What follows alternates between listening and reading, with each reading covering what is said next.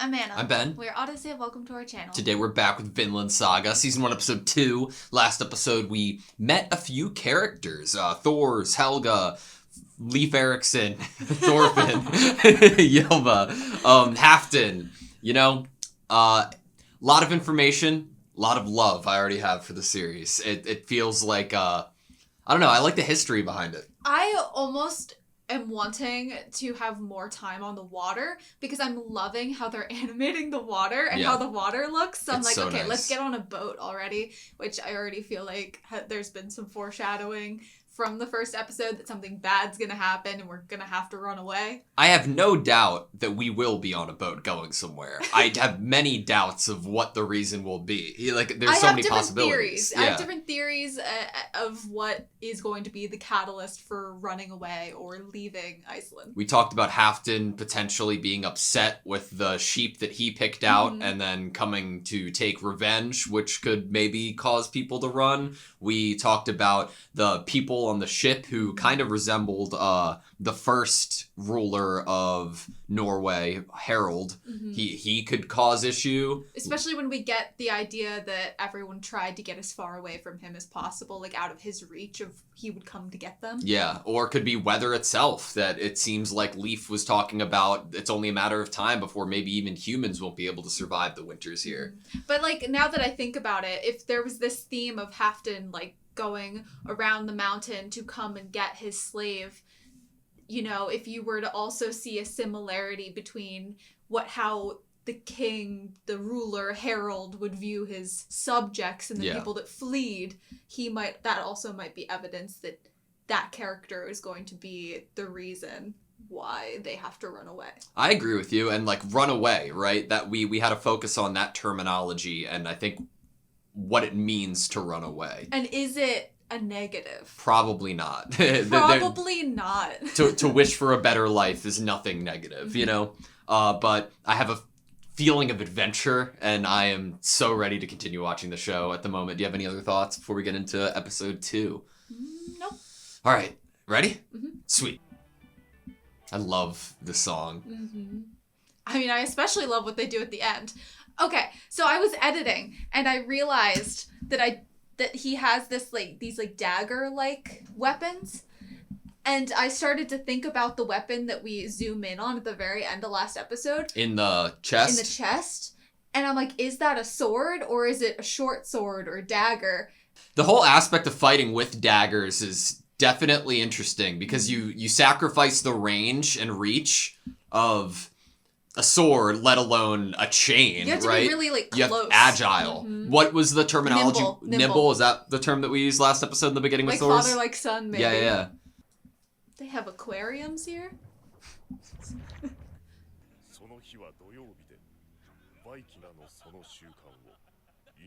So they caught them when they were, like, literally naked.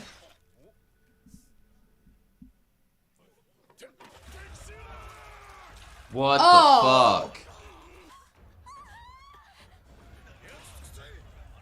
Jesus Christ. In last episode, we get the ideas of laws of battle and assemblies.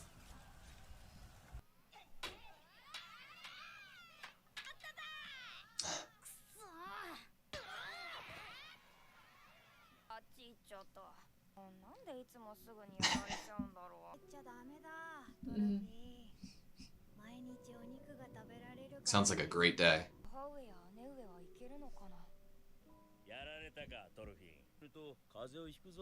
If you die in the snow, you'll catch a cold. Interesting.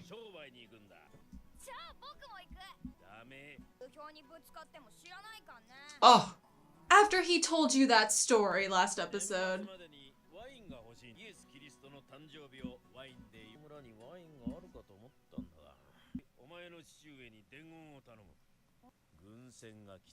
Oh, shit. Is it Saturday? Are they about to bathe? Look at all of his scars. I see the bow and arrow one on his shoulder. Yeah. Another warship. Whoa. This is the one that we saw last episode, right? I don't have a good feeling. They're scary. Thor's the troll.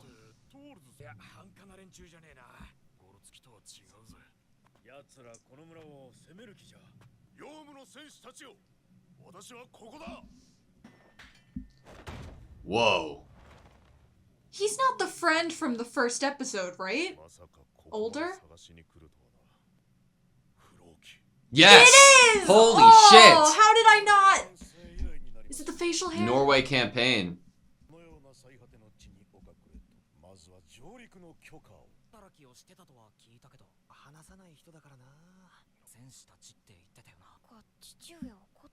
Angry. Interesting, doesn't even look angry. Ah. So this just happened? Yeah.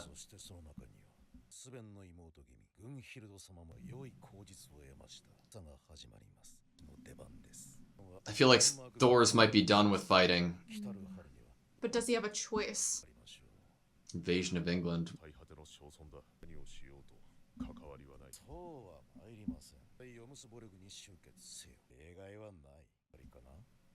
Do you understand?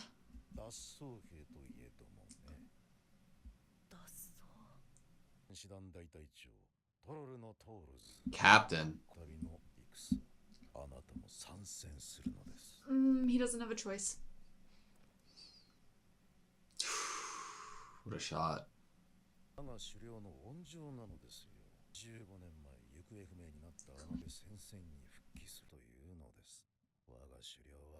If you say no, what happens to you? You abandoned, right?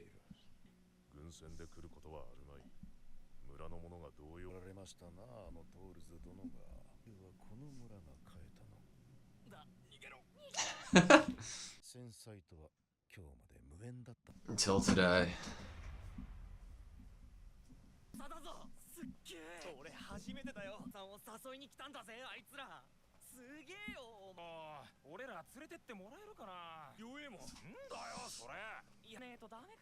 I have a sense of unease.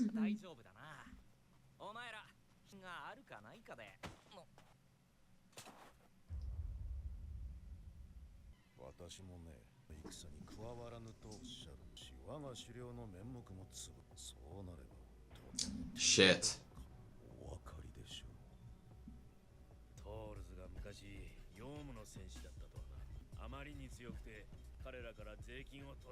Damn. Strongest army.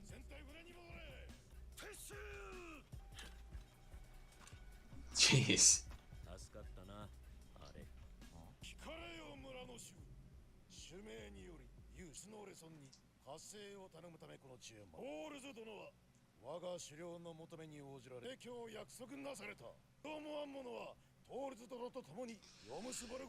Oh shit.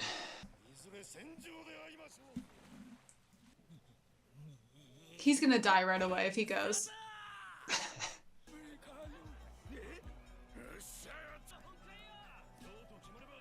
It's like Leaf and Thor's are the only ones that realize that this isn't like a... Well, and the whole idea of you need to be a strong warrior so that you can celebrate in Valhalla, right?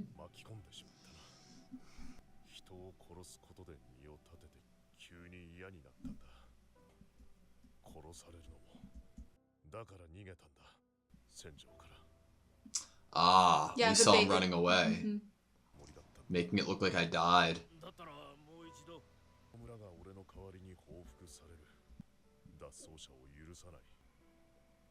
It's like this is his punishment for deserting, is that he has to go back to war.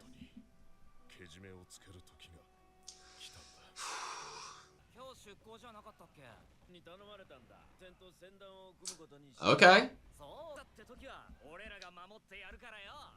I still feel like that guy's the first one to die, Ari. No. Totally. What?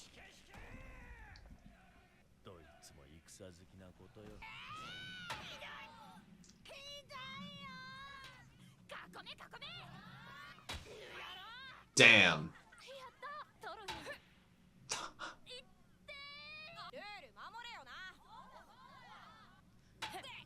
Jesus, Thorfinn.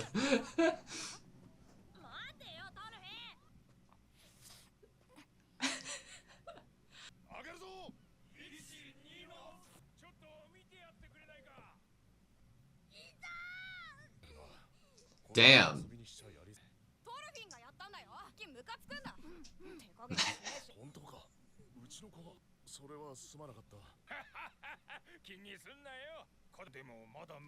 Six.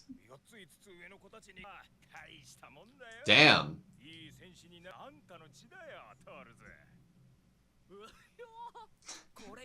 They keep showing us Ari, and I'm like, I swear, he's gonna die before they even leave. But he has family treasures. Exactly. Is Ari the protagonist of the story? Is he Thorfinn upset wants he to can't go. go with? Yeah.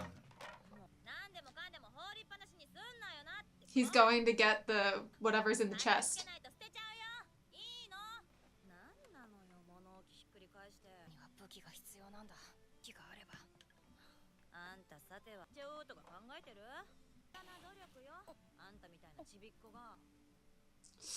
That's the chest.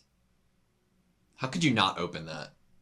I feel like some magical music is gonna play when you open it.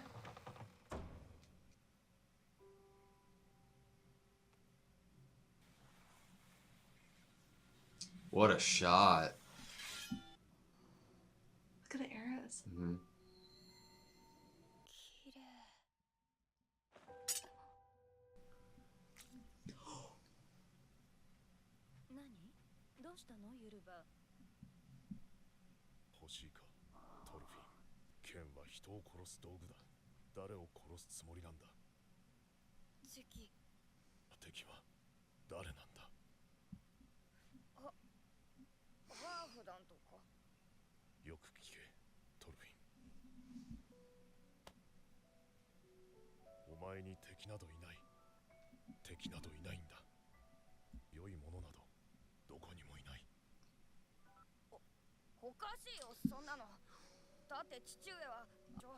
You noticed he was angry.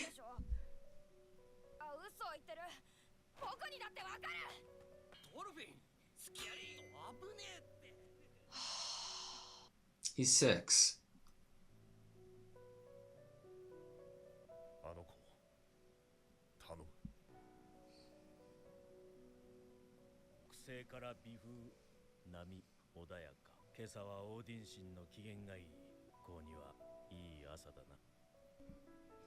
This music is incredible.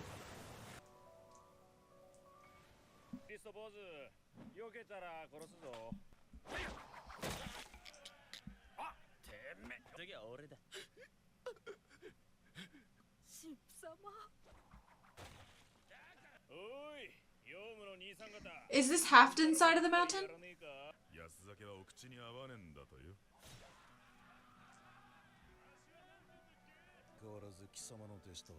Askeladd.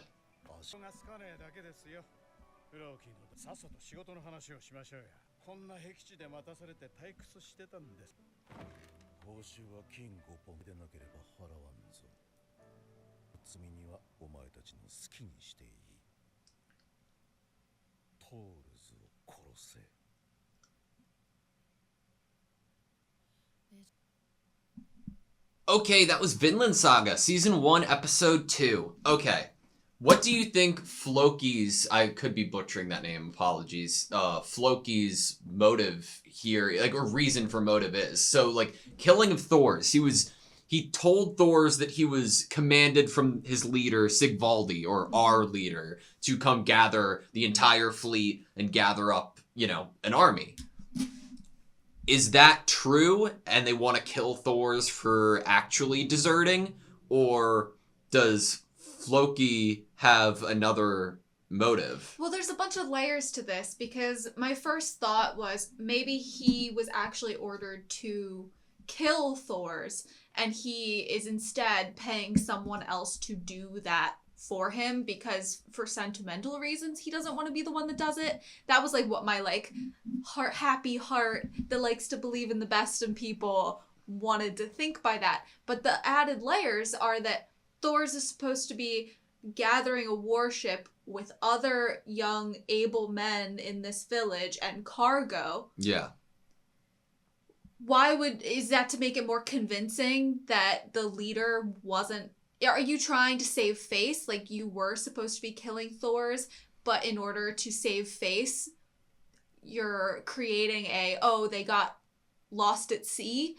You're creating like an excuse for these deaths and Good cover question. up. But I definitely Floki could be... don't know how to feel about it. He could be working for somebody else as well, or at least paid by somebody else. A lot of this could have been a lie. Is there even a war?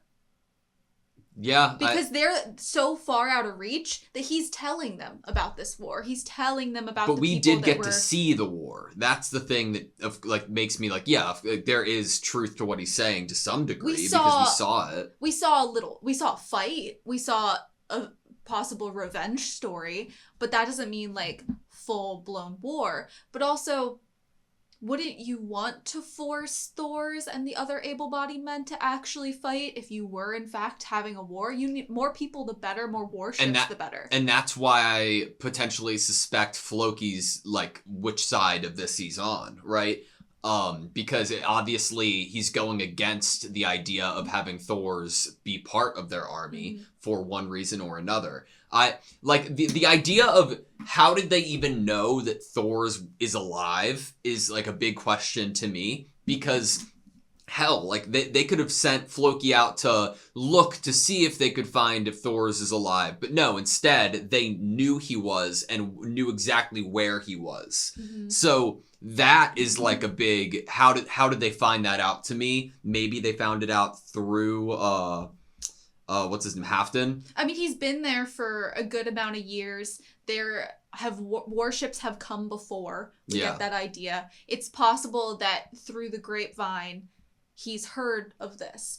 And I like your idea that maybe this is him acting against possibly his leader, Sigvaldi. And I would go into the direction of possible ego protection.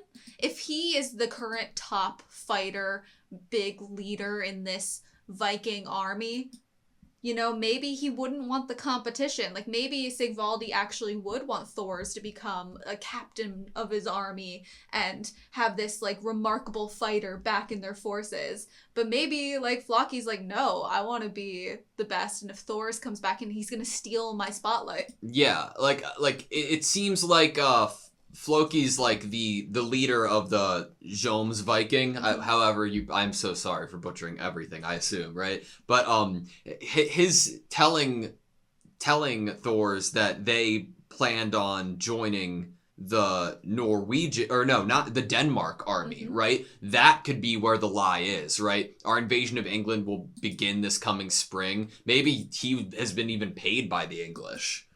And like he's some sort of mercenary, maybe, instead of an actual like upstanding army captain Viking. Yeah. Like maybe he's like, if he's bribing people or paying people to do dirty deeds, maybe he's also taking those bribes himself. Yeah. I wonder if Floki came into this conversation with Thor's already knowing that he would end that conversation with wanting him dead, or trying to kill him, or based off the specific, response he got from Thor's led him to his decision. It could be some weird, messed up revenge of like, you were my best friend and we were brothers in arms and we had the same values, and then you deserted me on the battlefield. And like he's hoping like this is your last chance to say something to me that'll make me forgive you. Because, I mean, I'm sure he was possibly felt deserted himself. He was on the battlefield. Thor's walked away from it in the middle of the battle. Yeah. And he was fighting alongside Floki. Whatever you want to call him. Whatever his name actually is. It does seem like an unbelievably tall order for a king or whoever is their leader at the time to be willing to pardon somebody who deserted the army as long as they come back. Like, in one way of thinking, it's like, okay, Thor's the troll is so impactful when it comes to war that it's worth that sacrifice of letting somebody desert the army, but the principle of it would be very difficult to overcome, I feel. I believe there was a line in this episode that kind of evoked that idea of like, there's no going back from the punishment that would be for desertion. Yeah. And so maybe that was to give us the idea that maybe we should be a little suspicious of this idea to begin with, that he could even be pardoned at all. Yeah. And not just killed. So it's interesting because there's a cover-up that's being created and we don't know why. Who's trying to create the cover-up and what is their reason? Are they just trying to get Thors out of the picture for a reason opposite of desertion? Or is this because he deserted? And why would we cover that up if punishing for desertion is such a kind of normally known law or concept? I don't know. But I do want to clear something up. So I'm really bad at math. And last episode, when I was reading 987, for some reason in my mind of year 987, I was reading 997. And that's why I thought Thorfinn was the baby. Yes. No, yeah. No, I'm pretty sure you were like, no, Ylva. I think it was Ylva. And I was like, no, because that was like 5-6 years, until now. Because I was thinking of it as 997. Now I'm like, wow, I am a big idiot.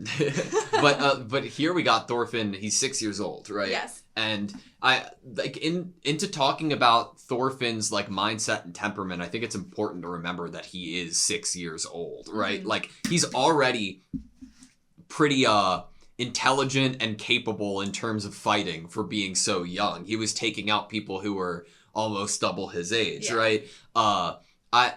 His anger and animosity towards his dad at the moment makes me even more terrified for Thor's life than I was before.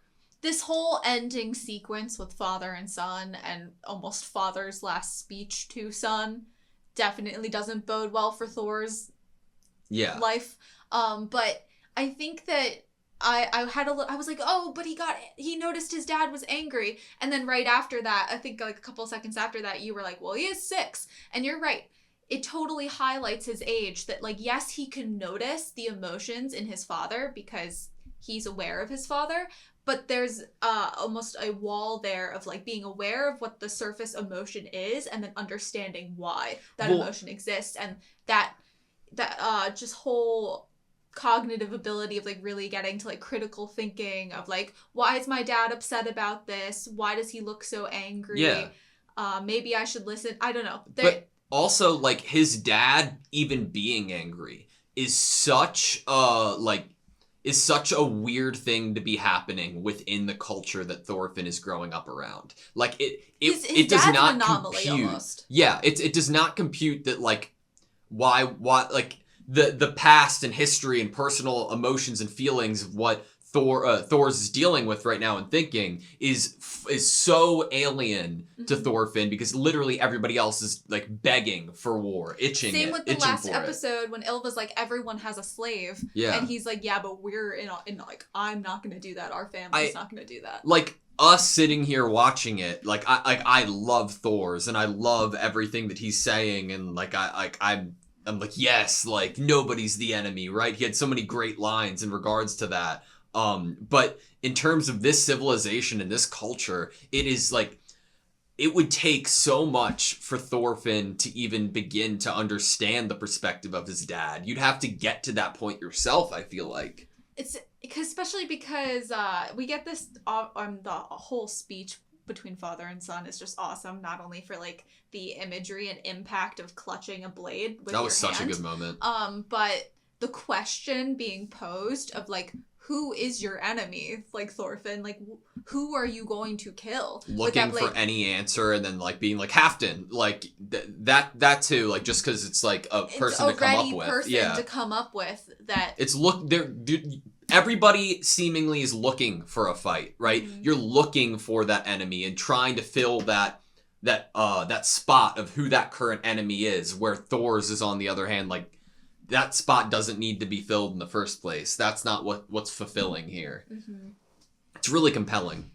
I wonder what they're going to do with Thorfinn's character. Like, if Thor's dies here, and Thorfinn is then what? Is he motivated in with a bad light and image of his father, and is opposed to his views and goes forward fighting, or does something occur that makes Thorfinn realize, okay, maybe there is like something worth fighting for in terms of defense. I don't know. So I really like this question of like what is going to be Thorfinn's motivator to what we know is an inevitable adventuring out and fighting. I think that I am liking the idea currently that he goes into it with his current mindset, and maybe, I wouldn't say maybe looking down on his dad, because obviously I feel like he'll probably almost feel like he has an enemy now, whoever killed his father, and he might not agree necessarily with what his father said to him as a kid going into it, but I feel like slowly but surely he'll realize the sentiment of what his father was trying to convey to him, but I feel like it's going to take time and take maybe even him feeling like he has killed the enemy. And then what do you do after that? I think that there's a very real possibility that Thorfinn and co, everybody but Ari, because he's definitely not going to die. I mean, well, we don't know what's going to happen to that whole ship. Yeah, but I'm suggesting that maybe Thor's and Ari, all of them, and Leif, right? If they die, who's the messenger who ends up telling this entire village that they died? Leif. What if Leif's dead? Like, so I'm suggesting... I find that hard to believe for some reason. I get you, but like, if they... Just because we know that Floki went behind Thor's back and is paying somebody else to kill him, doesn't necessarily mean the village will know that, right? The village could learn that, oh, Thor's just died from the English in battle, which would then motivate the entire village to come to war at the defense, you know, and have England be their enemy, rather than who the enemy really is in this specific instance, you know? They could almost be trying to stoke the flames of, like, hatred and that England is the enemy here, but then you're also getting rid of able-bodied fighters. Yeah. So it's like, is that really getting people angry? But then you wouldn't have anyone to fight once everyone's angry. But I feel like it's a possibility that Leif, in terms of like evidence narratively, would survive this. He is the storyteller that is hard to believe, and the kids don't really believe him for the stories he tells. He told us a story once where he headed out with 6 people and he ended up being the only person that came home. I could see that being something that happens again here, with him being the only one that comes home, and the only one to tell the story because he's a storyteller. Yeah. So I could see that. I could see that more than an idea where, well, Thor's has deserted and got away before, so maybe he's going to do it again. I feel like someone who could run away and actually get away this second time would be Leif. Maybe. I if I had to pick somebody to survive in that instance, it would be Leif because of how his character's written so far. But I don't know what direction we're going in here, right? I don't know if like this is gonna sound so stupid. It kind of reminds me of Avatar: The Last Airbender, when in terms of Sokka's village and when his father left for war, and Sokka like took up the mantle of trying to be the defender of the village. Like, is this going to be a case where Thor's leaves, something happens to him, we don't even hear from him, whatever, and then there's some sort of progression in the story, like a time skip, where Thorfinn is then trying to take on that role of like I don't know, of like chieftain or like somebody to look to. We already get kind of foreshadowing in this episode of what type of personality he might take on, or how people might view him once he does grow up a little bit and might be one of the strongest fighters in this village now that everyone has, all the like young men have left. We get this dialogue with the kids having fought him, and they're like, we're no longer gonna play with him. He's too rough. And it's like, well, he's already creating himself as a loner. Yeah. Or someone that's like, I'm the strongest one, so I'm separating myself from you guys, and they're no longer going to want to play with him. But we also have the adults talking about him as like with these high hopes that he is going to be as strong as his father. So I think that the idea that after some time, this personality could grow of lone wolf, I don't need anyone else's help, I'm the strongest fighter, and also he maybe is the strongest fighter that they have. So Yeah. he does still, even if people maybe dislike his personality or don't want to be friends with him, they still respect him as the strongest. Yeah. So, the shot that he's pulling out the blade and you can see the reflection on his face? I absolutely adored it, which led, of course, to, like, the enemy conversation and Thorfinn saying the name Halfdan. What if Halfdan could have even been the person to pay off Floki at this point, or maybe not even that far, but after Thor's leaves, Halfdan could see this as a golden opportunity to come into the village. Thor's is no longer there. Thor's was who Halfdan respected in this village as I'm not going to mess with this person. They seem to kind of have some type of law or gentleman's agreement between the two of them as probably both previous strong fighters. There seemed to be some ounce of respect of like, I'll let you have yours and you let me have mine. I mean, think about what we were talking about, that whole sheep situation. What if that does occur and Thor's isn't here? Like I think that we at least had the idea that, if Halfdan comes over and is like ready to go to war, Thor's could hold them off. But at this point, like, I'd be terrified to see what would happen if Thor's wasn't around. I mean, why wouldn't this village itself might need Halfdan's village to take them in to some degree. If all of their able-bodied young people have now gone off on this warship and are going to die and not come back, all that's left is children and women and maybe older men that, Yeah. So it's like so Halfdan might take this as an opportunity of like blending the two villages together, taking them in. Maybe we already know this foreshadowing of a really strong winter might be ahead of them. Yeah. So that really harsh weather might be a reason why we would need to rely on Halfdan. How do you feel about Askeladd? I don't like his people as Floki. What is it? Know. I don't know. I need to hear it again to know like if it's Flo or what it is. Yeah. He says that these men are just not respectable, not well-mannered, and I obviously agree with that. I didn't particularly like getting to meet for the minute it was these men. I wonder if Askeladd has the power to be able to kill Thor's alone, What if Thor, like, they're underestimating Thor's here? I don't see Floki being able to underestimate Thor's almost, but what if he's not? Yeah. What if the people he's paying are? And what if he's giving Thor's an opportunity here for some mixed up reason? What if these people are a target? Honestly, a test. A test.